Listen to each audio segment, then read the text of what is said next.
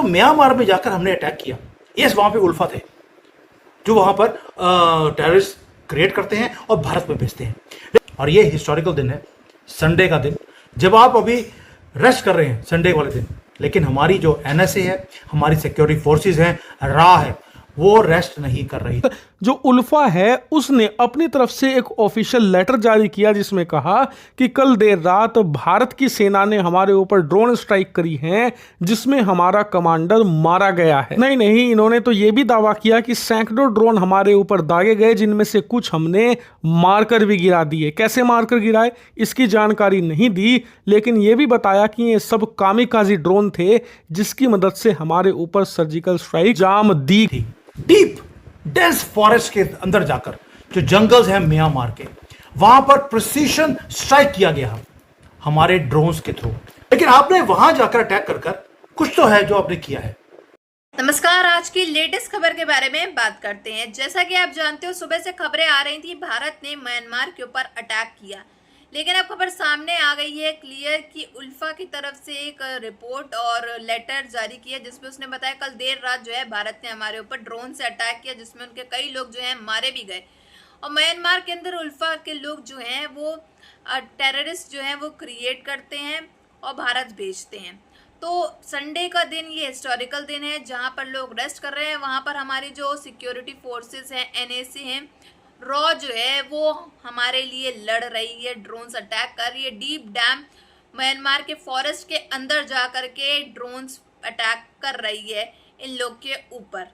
तो चलिए देर ना करते इस पूरी वीडियो को देखते हैं, फिर मिलते हैं वीडियो के एंड में। किया है और मैसेज भेजा है किसी को, ये बहुत इंपॉर्टेंट मैसेज है जो मैं आपके साथ शेयर करने वाला हूं।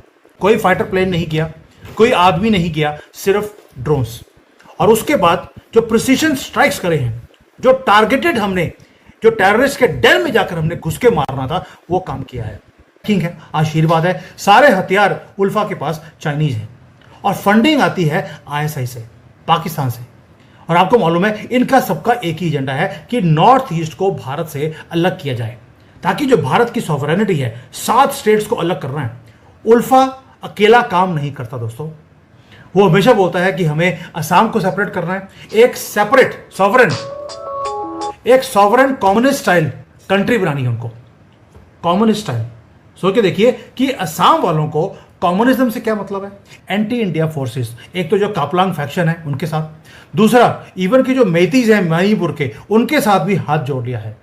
अब वेपन्स चाइना के, फंडिंग आईएसआई की, ये चक्कर है। जो मैसेजिंग आपने भेजी चाइना को और पाकिस्तान को, we know who is doing it, we know what is your मकसद। अब हम तुम्हें छोड़ने वाले नहीं हैं, बड़ा ही सिंपल है। और आपको मालूम है ये प्रॉब्लम हिस्टोरिकल भी है। म्यांमार को डिवाइड इस तरह से किया गया, असम को इस तरह से डिवाइड किया गया है। भारत की तरफ से 15 मिनट पहले ही ये कहा गया है कि हमने कोई भी ऐसी सर्जिकल स्ट्राइक या फिर कोई भी ड्रोन स्ट्राइक म्यांमार के अंदर घुसकर नहीं करी है, ना ही उल्फा के खिलाफ कोई सर्जिकल स्ट्राइक जैसी कार्रवाई को आगे बढ़ाया है। नहीं, हमारे डिफेंस ऑफिशियल्स ने तमाम न्यूज एजेंसीज को यह भी इंफॉर्मेशन दी है कि जो सुबह से बवाल खड़ा किया गया है कि म्यांमार में घुसकर हमने कोई सर्जिकल स्ट्राइक करी है या ड्रोन अटैक किया है जिसमें 100 से ज्यादा ड्रोन हमने इस्तेमाल किए हैं, ऐसी खबरें कौन और क्यों चला रहा है, इनकी चर्चा हो और दुनिया में बात हो कि कैसे उल्फा इतना बड़ा हो गया है कि भारत इनके ऊपर स्ट्राइक करने की जरूरत पड़ रही है।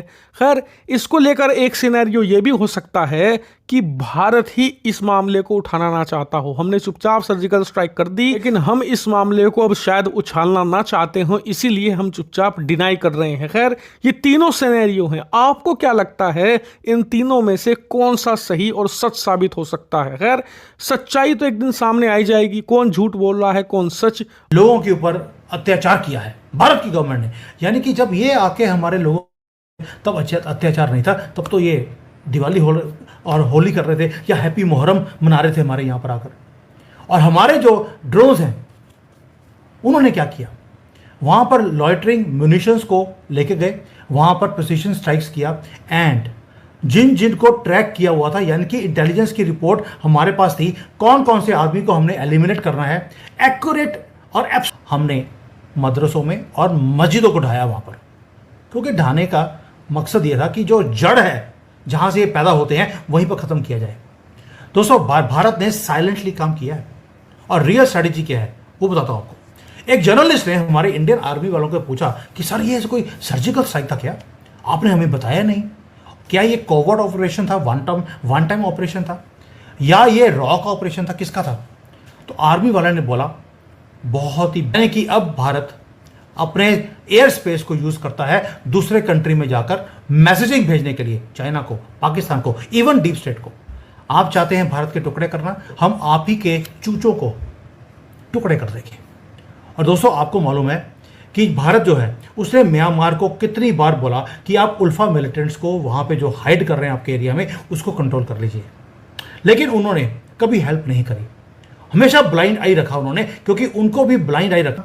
इतना बड़ा इंटरनेशनल कंट्री, उसका रिकॉग्निशन मिला हो तो ये फिर काम क्यों ना करें। यानी कि सिविल वॉर जो म्यांमार में है वो एक रीजनल इशू नहीं था, वो भारत की सॉवरेनिटी को भी टच करता था। It was hurting India's interest.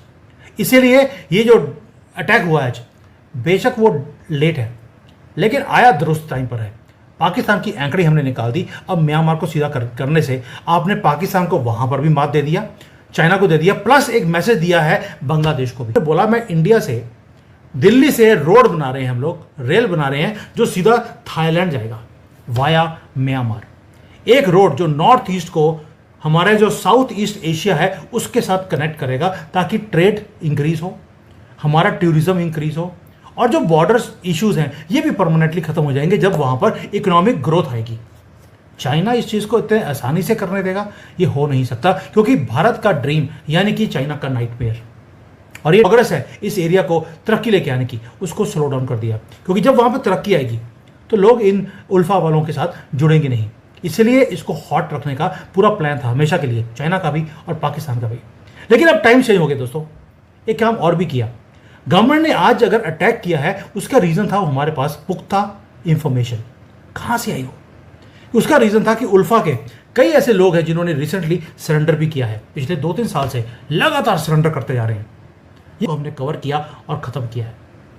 ये जो टेरर के हेवन बने हुए थे वहां पर, उन्हें डिस्ट्रॉय करने के बाद आपने कईयों की नाक काट दी। वैसे तो कईयों की मूछें हमेशा के लिए कटी होती हैं, बकरी वाली दाढ़ी वालों की, लेकिन उनकी हमने एंकड़ी भी निकाल दी है। और ये ड्रोन स्ट्राइक एक मैसेज है सबके लिए कि now we are not going to stop ourselves. और ये साइन भी है कॉल दोस्तों कि जो बैटल है, अब हम तुम्हारे गटर में तो तुम छुप के बैठे हो, वहां पर जाके भी अटैक करेंगे, वो बेशक अक्रॉस। जैसा कि आप सभी ने आगे वीडियो में देखा कि किस तरह से बहुत बड़ी ब्रेकिंग न्यूज आ रही है, लेकिन भारत ने अभी भी इसको ऑफिशियल जारी नहीं किया है, ना ही बताया कि हमने जो है म्यांमार के ऊपर हमला किया है। लेकिन उल्फा की तरफ से जो है लेटर जारी कर दिया गया है, जिसमें उसने बताया है साफ तौर पे पोस्ट करके कि भाई हमारे ऊपर कल रात जो है भारत ने ड्रोन्स अटैक किए, जिसमें हमारे कई लोग हैं जो मारे गए हैं, और म्यांमार के अंदर उल्फा के जो लोग हैं वो जो है टेररिस्ट को क्रिएट करते हैं, बनाते हैं, फिर भारत भिजवाते हैं। मतलब मोदी जी जो हैं वो चुन चुन करके सारे देश से, हर जितने भी जड़ हैं आतंकवादियों जहाँ क्रिएट होते हैं वहाँ से चुन चुन कर आतंकवादियों को खात्मा कर रहे हैं, उनका खात्मा कर रहे हैं। अब ये इंडिया का जो है एक हिस्टोरिकल डे बन चुका है। माना कि आज जो है संडे है, लोग घरों में रेस्ट कर रहे होते हैं, ऑफिस की छुट्टी होती है, सब छुट्टी मना रहे होते हैं, घूम रहे होते हैं, वीकेंड है। लेकिन भाई हमारी जो NSA है, सिक्योरिटी फोर्सेस है, रॉ है, ये कभी रेस्ट पे नहीं होती। ये अपना जो ड्यूटी है वो 24 घंटे निभाती है और बखूबी निभाती है। तभी तो ये रिजल्ट्स हम लोग को आए दिन मिलते हैं। इंडिया के खुशी मनाती है इस वजह से। डीप डैम फॉरेस्ट के अंदर घुस करके ड्रोन्स जो हैं म्यांमार के अंदर इन्होंने गिराए हैं। कई लोग जो हैं मारे जा चुके हैं इसमें, और ये बहुत ही आज की ब्रेकिंग न्यूज़ है जो कि अभी तक ऑफिशियली क्लियर नहीं हुई है भारत के द्वारा। और ये खबर सुबह से लेकर आ रही थी, लेकिन इस वजह से ये कंफर्मेशन नहीं आई थी दोनों की तरफ से कहीं से, तो मैंने ये इस बारे में चर्चा नहीं करी, ना कोई वीडियो डाली। लेकिन अब जो है उल्फा की तरफ से जो है लेटर ये जारी कर दिया गया है, तो ये खबर अब बहुत जल्द जो है फैल रही है, ब्रेकिंग न्यूज़ सोशल मीडियाज़ में फैल रही है। खैर इन सब में आपकी क्या राय है ये कमेंट बॉक्स में ज़रूर बताइएगा। अगर आपको हमारी वीडियो अच्छी लगी हो तो like share and comment and subscribe please.